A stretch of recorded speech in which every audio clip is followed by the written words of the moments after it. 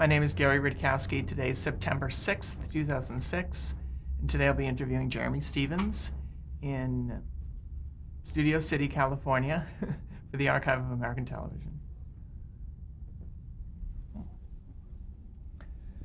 Okay, we're going to get started. First of all, thank you for being with us today. Thank you for inviting me. And the first question that we always ask is, what was your full name at birth? Stephen J. Greenberg, J for Jeremy. Okay.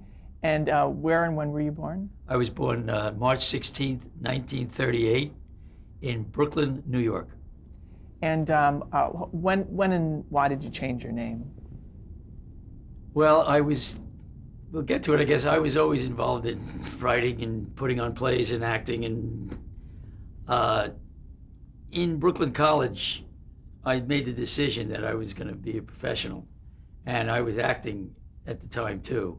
I have an older sister who was in the business, and she decided, all right, if you're going to be a professional, I'm going to be your manager. And the first thing we're going to do is going to give you a new name. So for you, as a performer, we want you to have a better name. I said, what's that? She said, I love your middle name, Jeremy. I've always loved it. I'm going to make you Jeremy Stevens. Turn it around. And she said, and in exchange for that, I will do 8x10s for you. I will treat you to that. I'll be your manager. And the relationship didn't last much longer.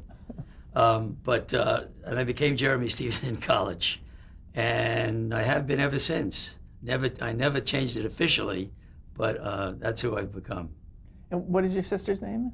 My sister's name is Penny Ann Green.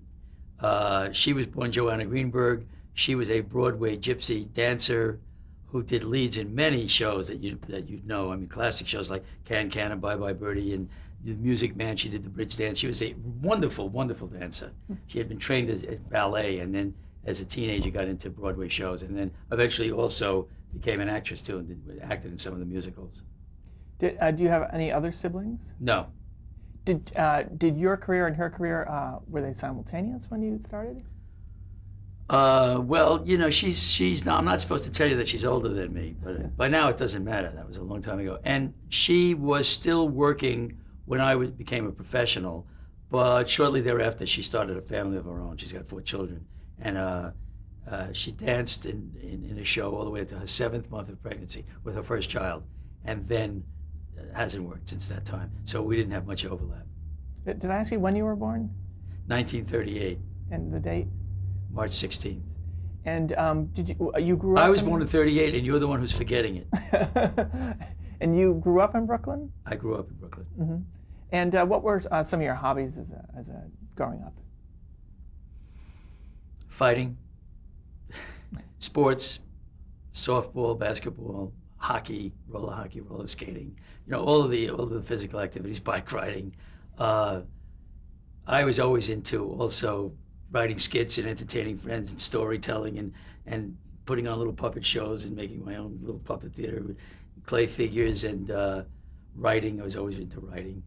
Other hobbies.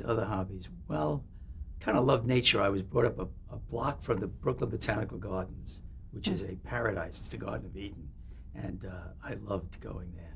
I would even climb over the fence after it was closed in the evening time just to catch the sunset and be in the garden. So that was one of my main hobbies. I also lived... Did you ever get caught? I got caught, but you know, as a kid who lived in the neighborhood and spent a lot of time in the gardens with my family and other people, the security guards there knew everybody, so they would just say, okay, get going.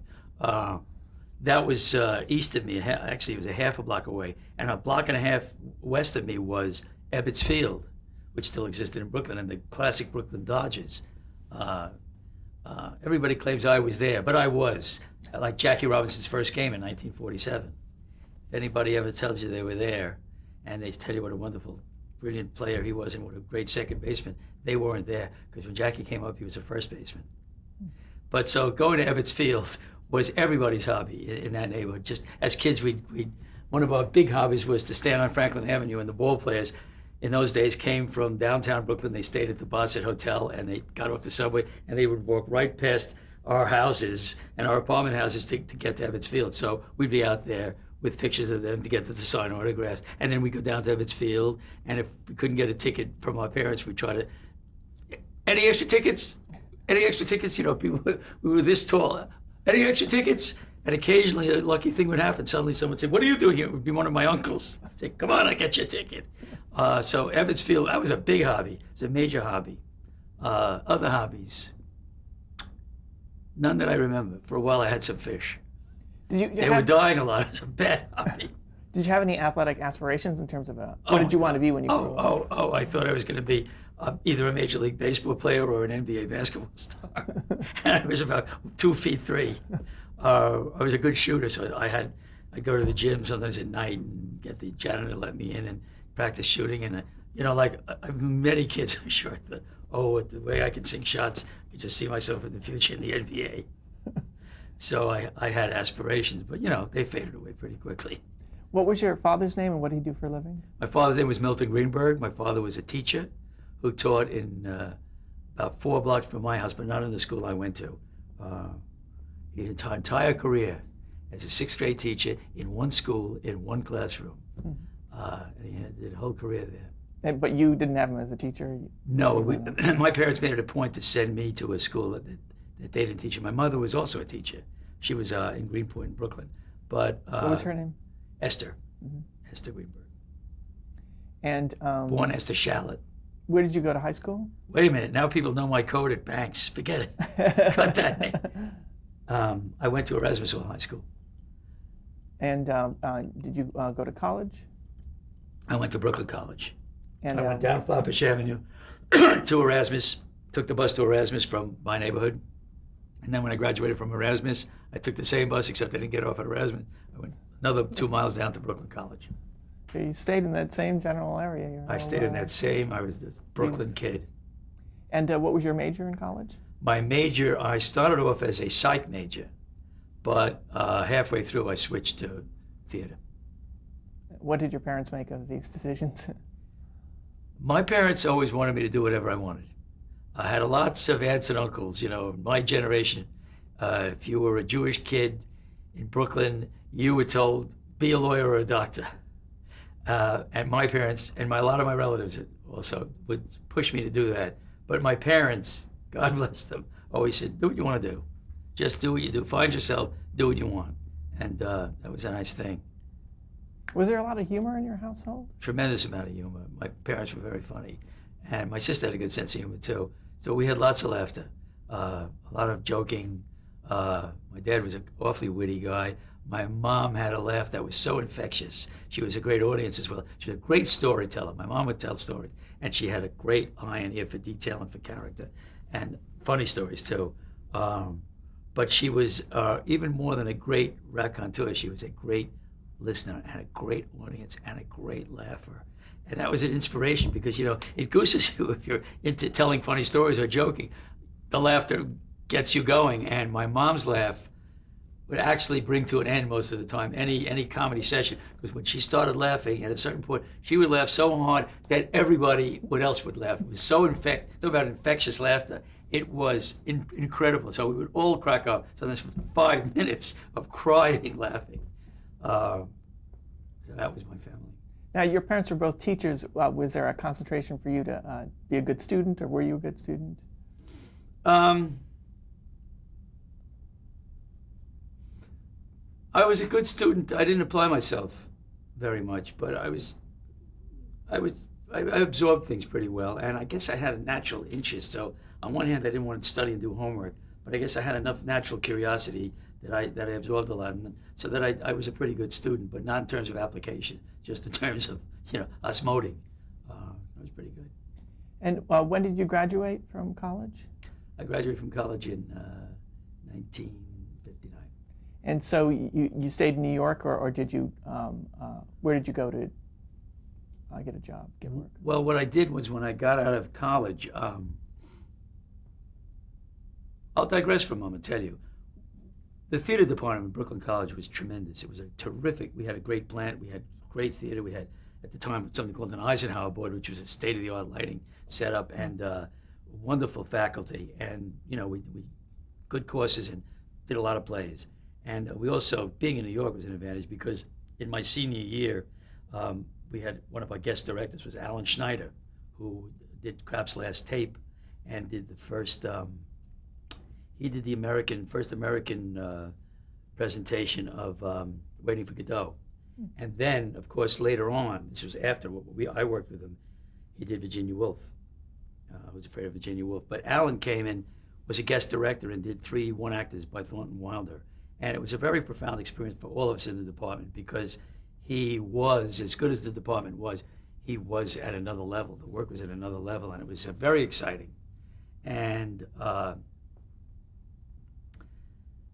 at the end of the play, after the end of the run of our play at the school, we all sat and had coffee in the big auditorium, big rehearsal auditorium, and he gave us the opportunity to just ask him questions and to chat a little before he said goodbye.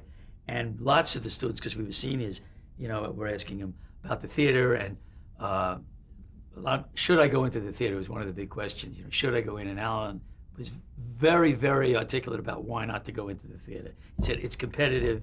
It's very competitive, and there's just so little. He said there's just so few opportunities, so many more people that want the opportunities. He said that theater is not developed enough in this country in terms of there aren't that many regional theaters. So he really made a great case for. He said it's a wonderful thing to do. Think about community theater, but don't make it a career. And I hung around. I'd had one of the big parts in the play, so I felt, all right, since I had a big part, maybe it's okay if I corner him. So I hung around. And when he was done, I said, I really respect you so much. And I said, and I heard what you said, but I'm going to go into the theater. I know what you said, but I'm going to do it. And he looked at me and said, well, you should. So it was, and I had learned something right there, which is, and it's been my policy too, don't encourage people to go in. If they're going to do it, they're going to do it. They don't, if anything, dissuade them. Because if they can be dissuaded, it's rough. You don't want to see people, it's heartbreaking for so many people. So that's what happened. And I stayed in New York, and I went into the theater.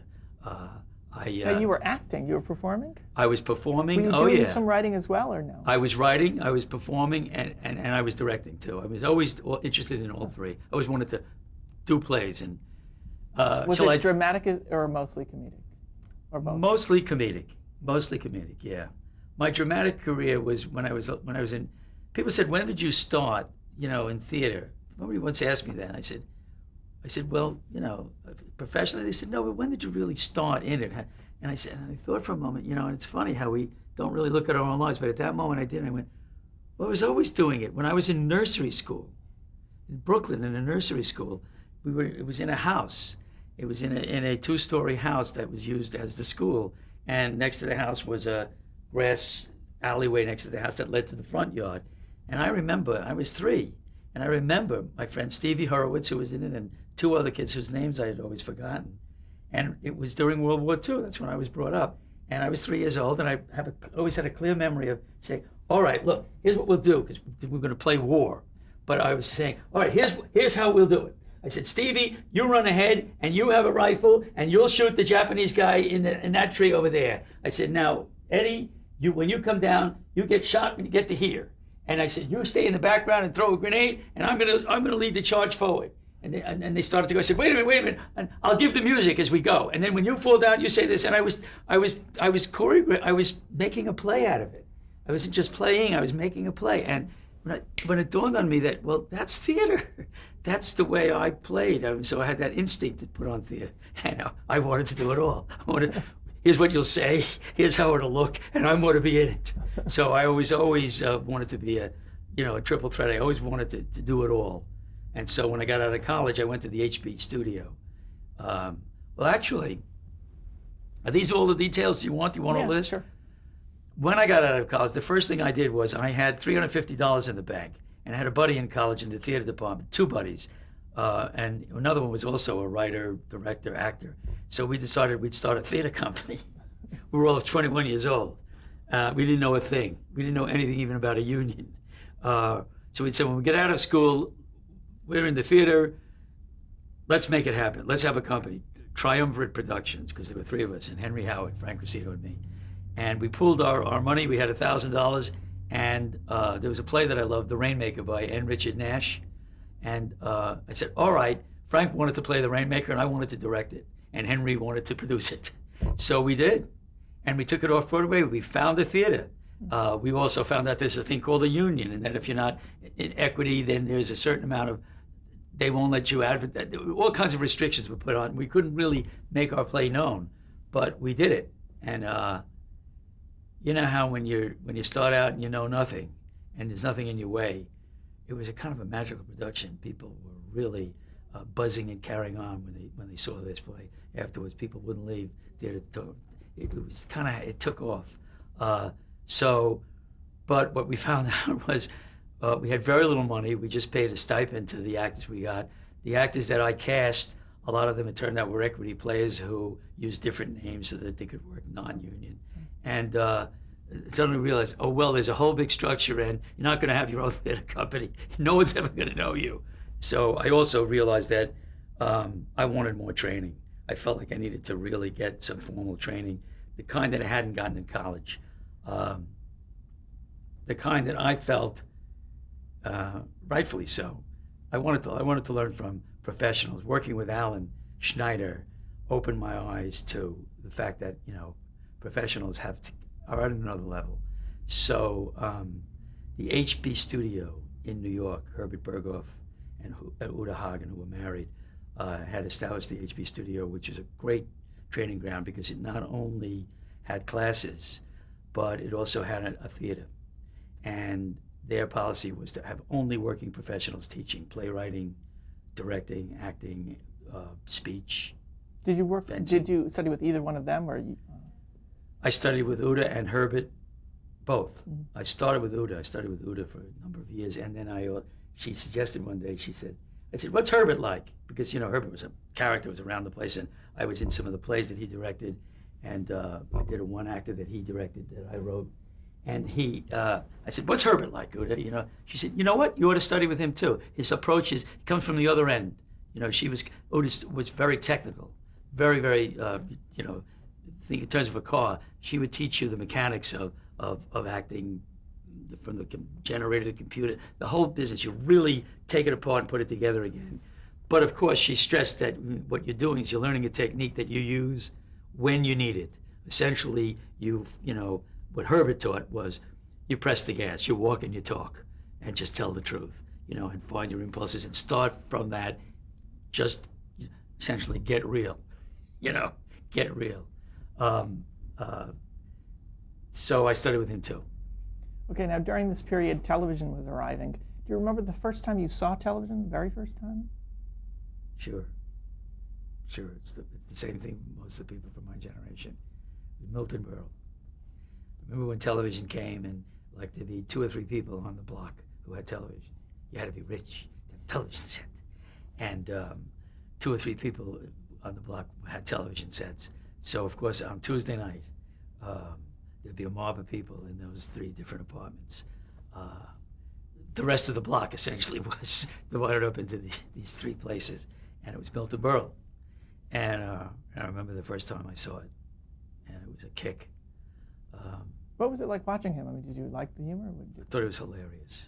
You know, he was funny. He was a clown, and he would, you know, put on big funny costumes and fat suits and a very broad but funny comedy. You know, it's funny. I haven't seen any Milton Berle clips in a long time, but I'll bet it holds up. It wasn't wit. It was farce and broad comedy. It was funny. Did you see yourself doing television at any point?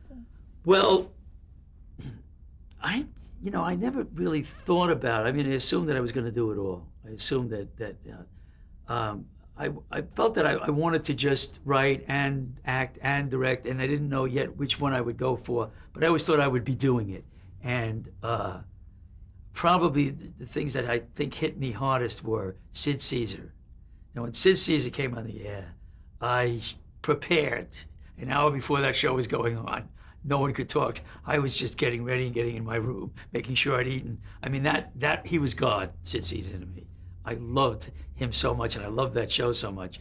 And I wasn't the only one. You know, any of the kids who were performers all did Sid Caesar and all started doing voices and characters. And I mean, he was so brilliant that if you had any talent at all, it infused right into you, and you'd be pretty good. You'd be half as good as Sid Caesar, which is pretty good. And so I remember that was something that I felt somehow I wanted to do, you know, and the comedy performer in me wanted to do that. Did you imitate his style in any way when you acted or wrote? No, no. When I wrote, I always wrote what I wanted to write. I always wrote the things that I was interested in. That I didn't really imitate anybody. I know when I saw Guys and Dolls as a kid on Broadway, my parents dragged me to the theater one night. They begged me to come. I said, I don't want to go. I don't like the title of the show. As a little kid, I said, I don't like that. I don't like it doesn't sound like something I want to see. They said, trust us, please come. I said, I won't do it. And they said, you don't have to wear your jacket and tie. Because in those days you did. I said, okay, if you'll come, you don't have to wear your jacket and tie. I said, all right, I'll come. And I sat down, and then my uncle had given them tickets, 4th row on the aisle. And I sat down, and I was, skeptical about the whole thing. And the curtain came up, and here was this scene and these gamblers, and I got the horse right here. The name is Paul Revere. This thing started and grabbed me. The writing and the production and the performers, Sam Levine as Nathan Detroit and Robert Alder as Sky Masterson and Vivian Blair. I mean, I was seeing arguably the greatest musical comedy ever, and I'm sitting there.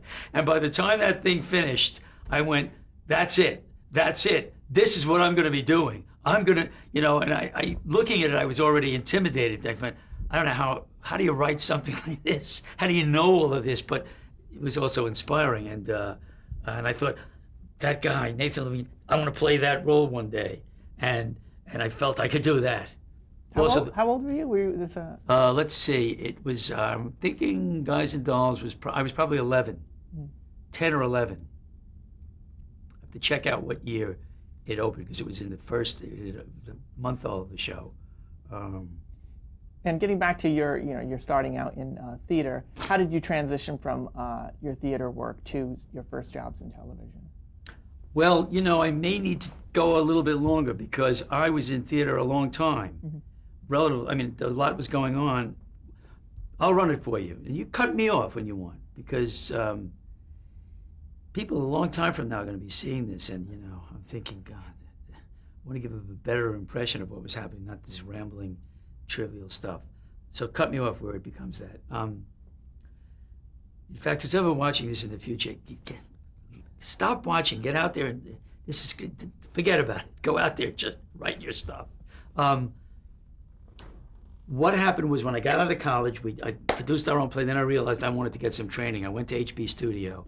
When I got involved, I started studying with Uta. I started studying playwriting with Dick Longchamps and acting with Uta Hagen. And in short order, Uta said to me, we're doing a production in our theater here. Would you be interested in? I said, yes. She said, well, I didn't tell you what I want. I said, the answer's yes.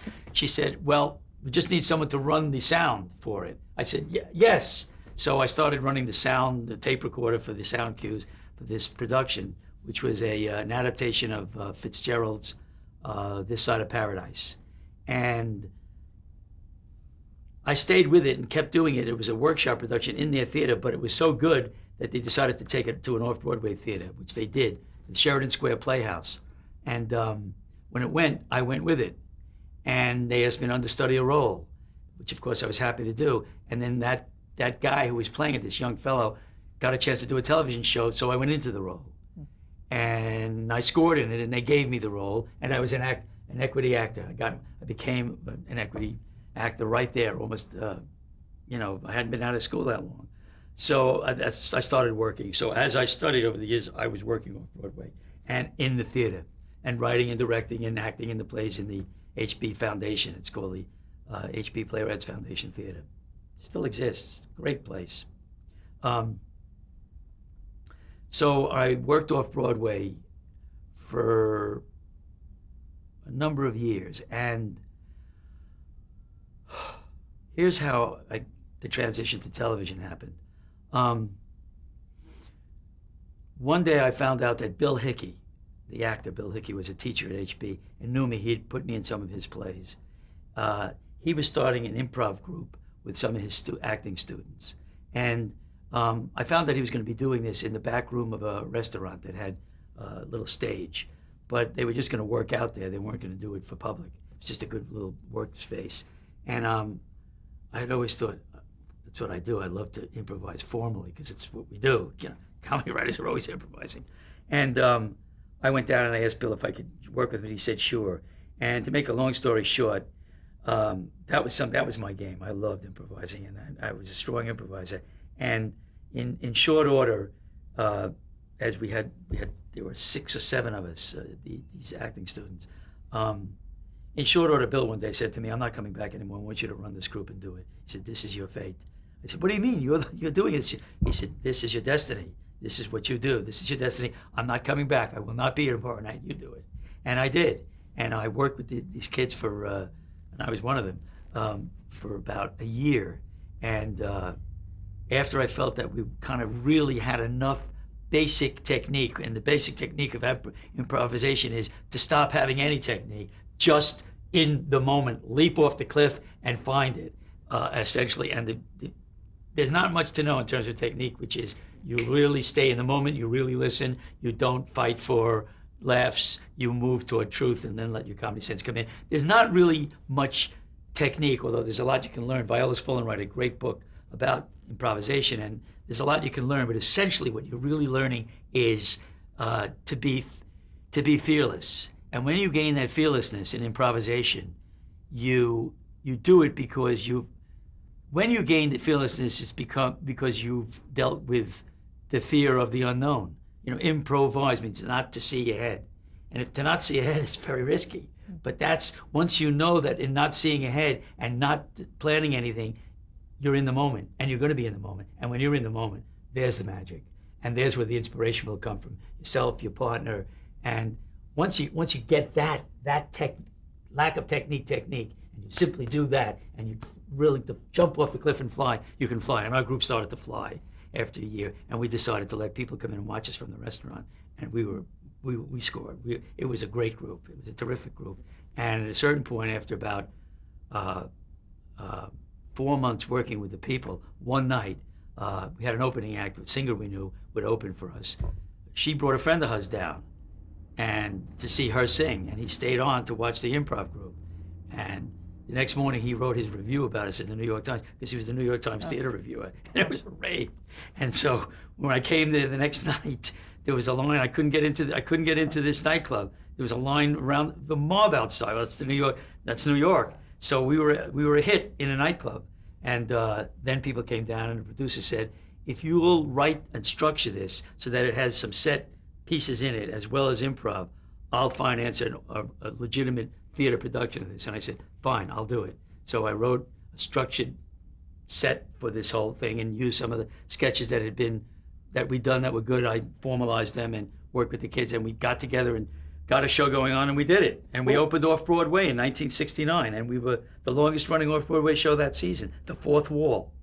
So that was an important event for me. It was a fun, wonderful, thrilling, tremendous experience, and it became. And then we got a big review when we opened it legitimately. We got a big review in the Sunday Times from Walter Kerr, my idol, a great reviewer, and he reviewed my writing very strongly too, because of the written piece that I'd ended with. So this was a tremendous thing, and I started getting television offers because people were coming down to this show and were very open about it. They said, "Listen, we've come down here and we see that you're making up stuff every night. You realize that television is this monster that eats material. If you could comedy prolificness is something that do you want to write television?" I said, "Why not? Of course." And that's how I started writing television. That's the transition. I'm going to stop it right there. We're at the end of our first tape.